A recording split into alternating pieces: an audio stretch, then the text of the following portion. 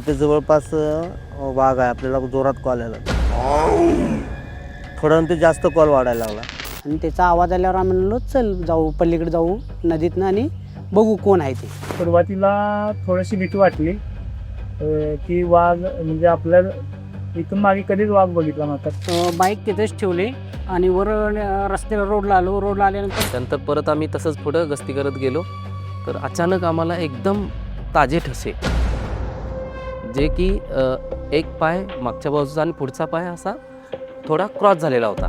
पाऊल ठसे दिसले. त्या पाऊल ठशाने आम्ही गेलो तर तो जंगलात गेला, पाऊल ठसे बंद झाले दिसायचे. तर मग आम्ही ते पूर्ण ते जंगलात हे चालू केले, गस्ती फिरती. ते केलं आणि परत येतोय तर तोच वाघ परत रस्ता क्रॉस करून डाव्या बाजूला गेला होता. हा एक माळरान होता, म्हणजे गवताचा पॅच होता. त्या गवताच्या पॅचमध्ये तो उन्हाला बसलेला होता.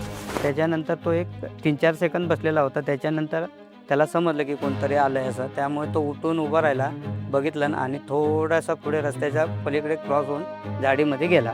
तो रायबा, तो सुभेदार, तो शिलेदार वाघ. बाजीवा सरदार वाघासारखा एवढा मोठा प्राणी मानवाला कुठलाही मागमूस न लागता किती सहजतेने त्याच्या आजूबाजूला वावरू शकतो, एखाद्या फॅन्टम सारखा, ते अनुभवता आलं.